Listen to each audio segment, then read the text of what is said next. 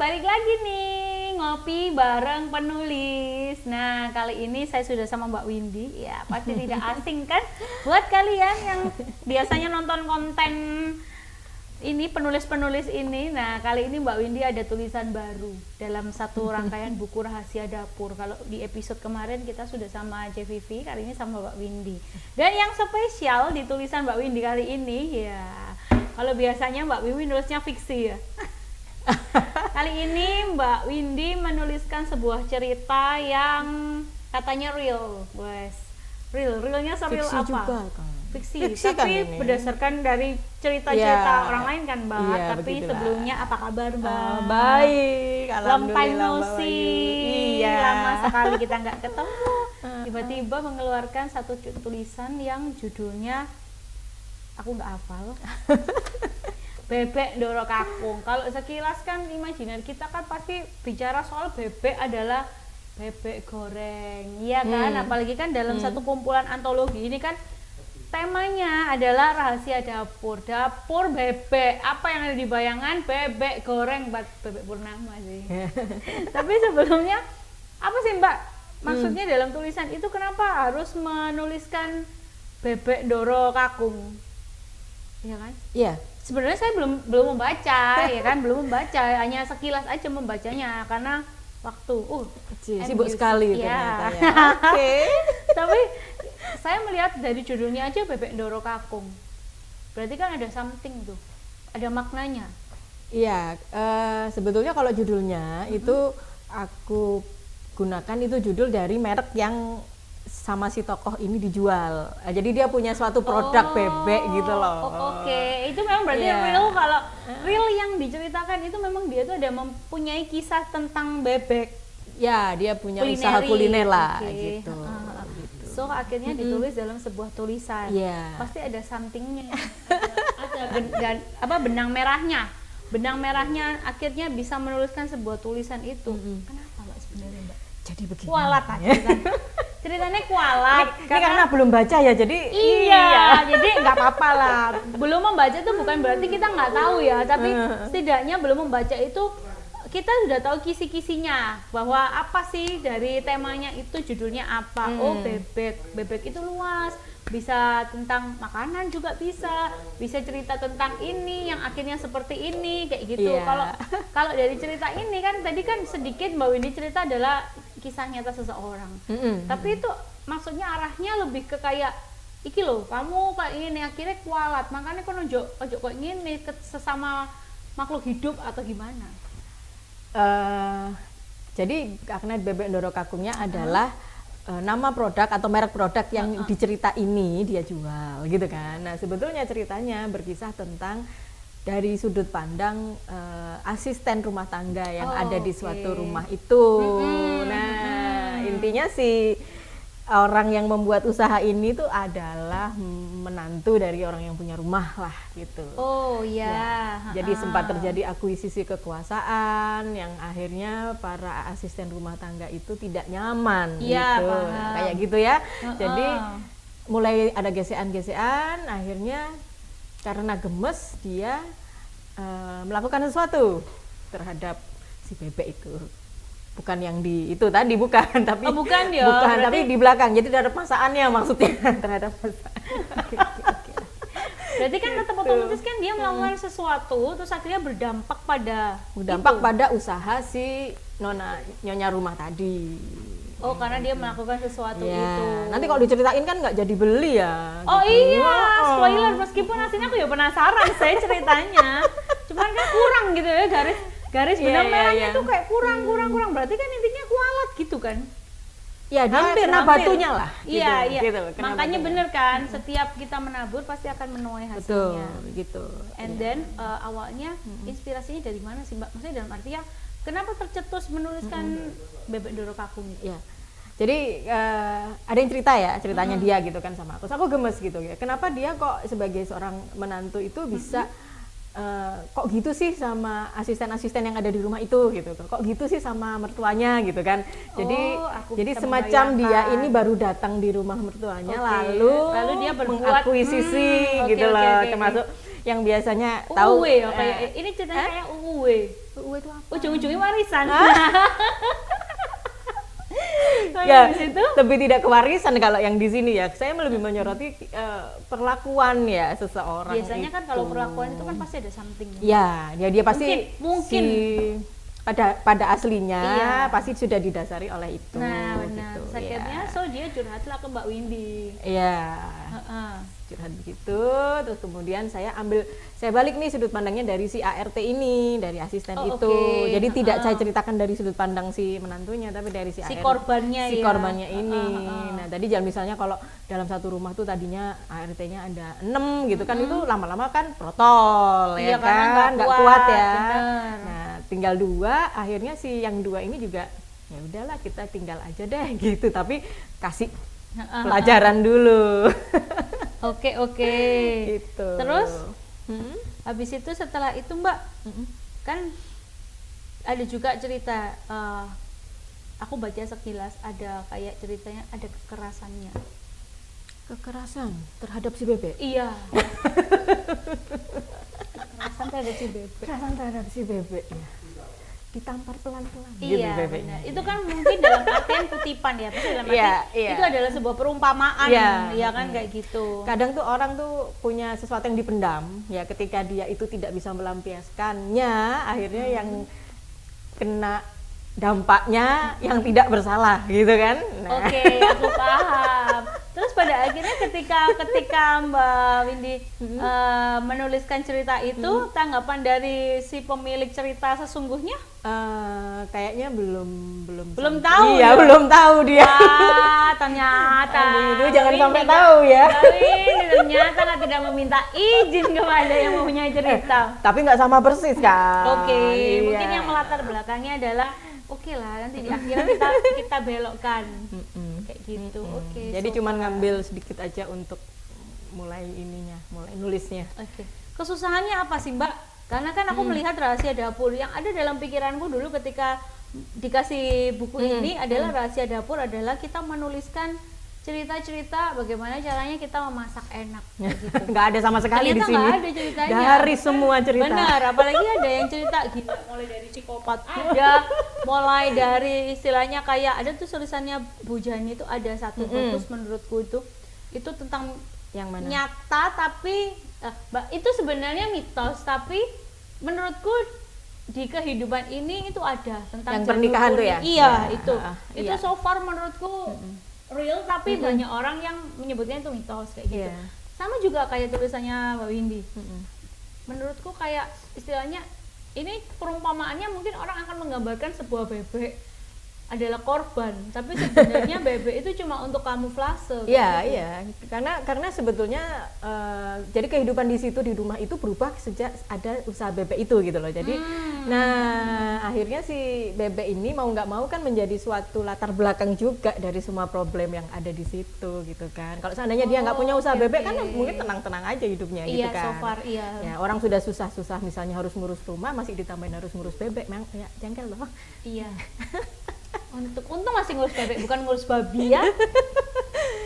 Aduh, Iya. tapi kesulitannya apa sih Mbak nulis ini? Mungkin nggak Nulis ini.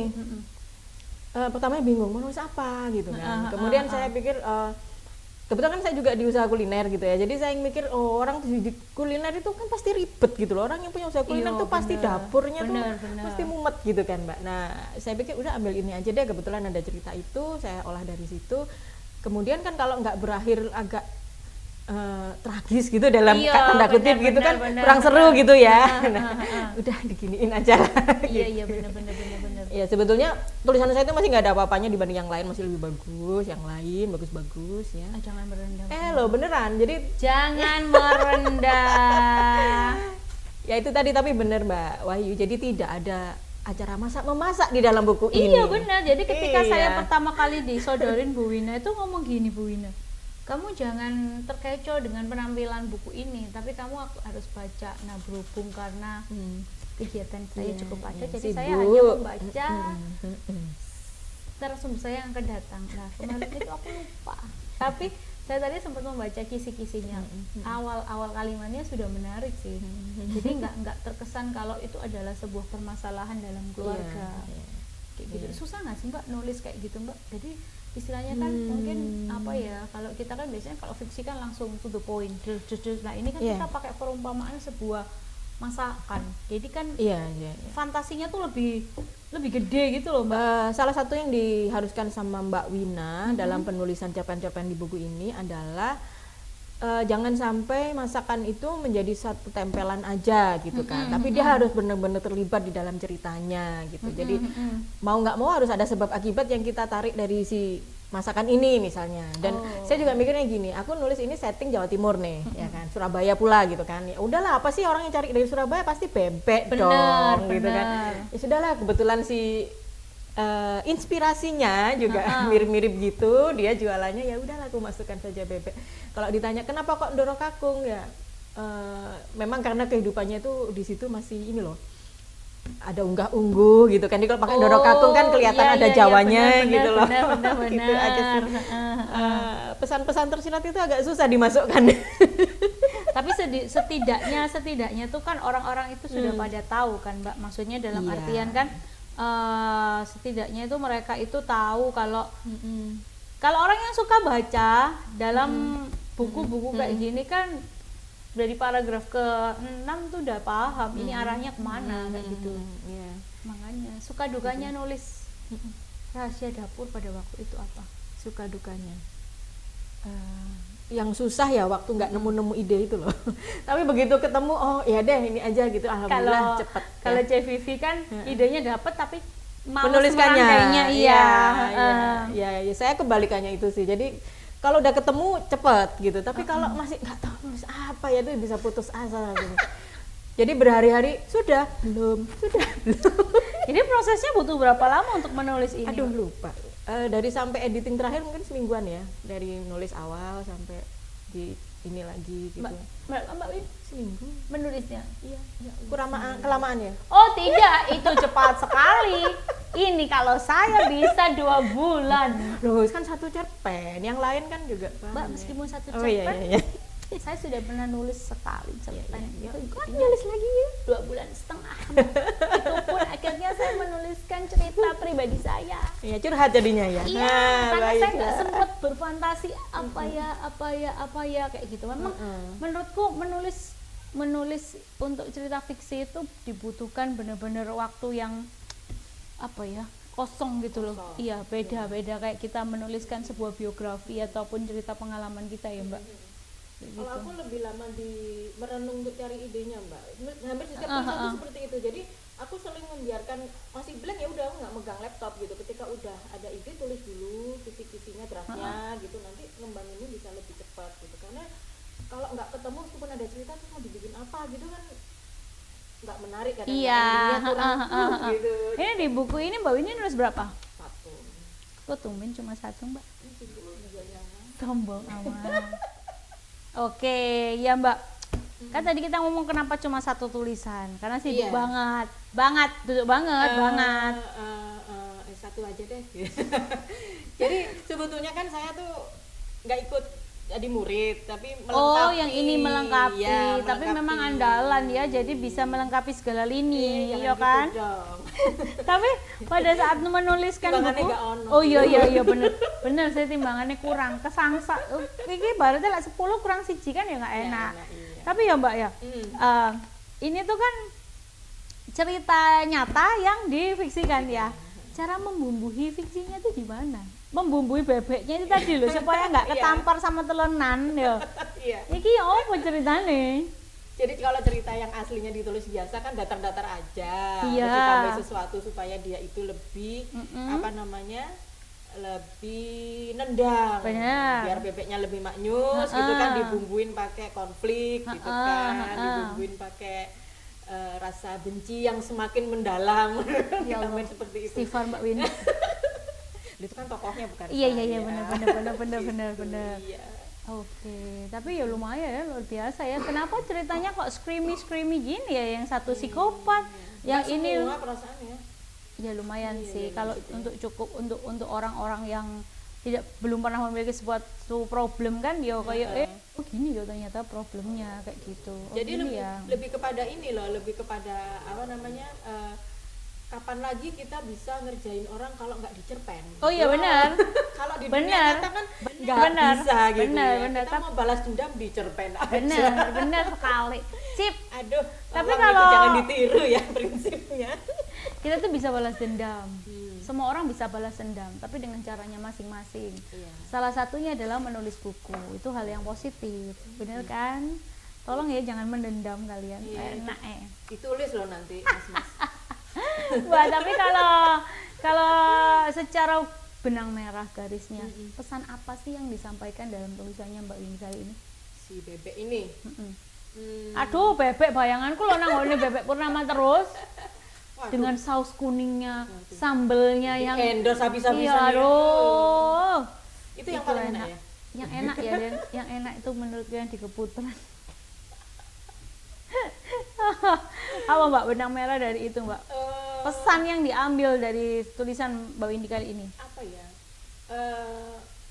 Saya rasa ini sih jangan memperlakukan orang itu dengan tidak baik ya, karena setiap orang itu bisa mendapatkan balasannya gitu loh, entah nanti sekarang atau dengan cara yang kita nggak pernah tahu gitu. Udah sama juga kan, sama kebaikan kan juga gitu, kita kasih gitu, balasannya nanti nggak tahu seperti apa gitu. Benar. Kan. Intinya adalah kita harus memanusiakan manusia. Kalau kita mau dihargai ya kamu harus menghargai orang lain.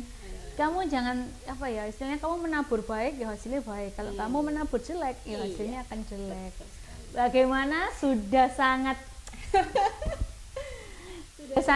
mendewasakan diri ya Gitu omongannya. ya. Aduh, berat sekali bahasan hari ini. dalam bahasa hari ini. Tapi memang sih kalau dari cerita buku rahasia dapur ini ya, kalau kalian baca satu-satu tulisannya itu pasti ada benang merahnya, pasti ada nilai pesan yang dijual, pesan moral. Tapi menurutku ini cocok banget buku ini buat anak-anak muda. Anak muda ya, Mas? Iya, aku pun melihatnya ini gini Mbak, soalnya Mbak, karena anak muda zaman sekarang itu mungkin pola pikir, terus habis itu attitude-nya itu beda sama generasi di era tahun 90 dan tahun 80-an ya. Lah, kalau menurutku anak muda sekarang itu harus tahu. Jadi setiap hidup itu ada benang merahnya. Enak omonganku loh. Ya Allah, saya masih angkatan 2000 kok. Iya, aku lo angkatan 2000. Jadi ya so far aku Gen Z banget. Ada pesan nggak Mbak dalam cerita kali ini nih Mbak? Harapannya Mbak Windy sendiri sebagai seorang penulis. Iya. Pingin bikin buku sendiri nggak sih? Aduh, pengen banget. Draft novel ada. Oh oke. Semoga tidak jadi draft selamanya ya Allah gitu ya.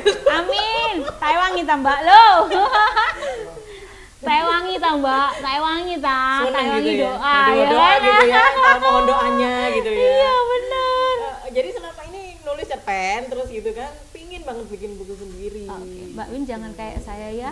Saya sudah menulis draftnya. Eh, Tapi ya belum tak tulis, semuanya tuh cuma judulnya. Jadi aku pengen bikin biografi perjalananku sebagai jurnalis olahraga. Itu sudah aku susun tuh pertama butuh ini Jadi langsung dodolan ya. Oh ya Allah, tolong dong yang ada yang pingin endorse ya, bisa kontak saya sini.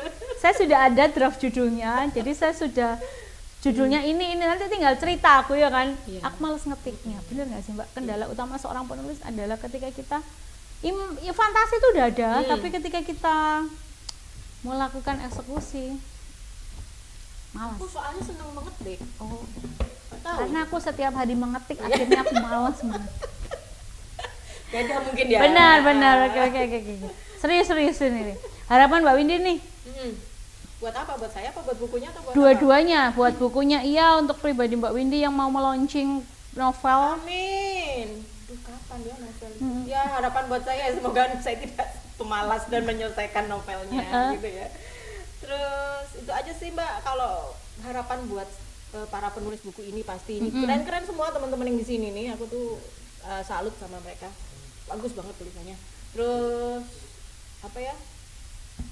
Buat apa Pat Media? Iya, untuk para penulis para yang penulis ingin berkontribusi untuk menjadi seorang penulis tapi dia masih belum bisa membuat sebuah karya novel, mungkin ada apa ya referensi dari Mbak Windy sendiri sebagai seorang penulis. Jadi kebetulan Rahasia Dapur ini sendiri hasil dari murid-murid kelas menulis Pat Media yang batch kelima.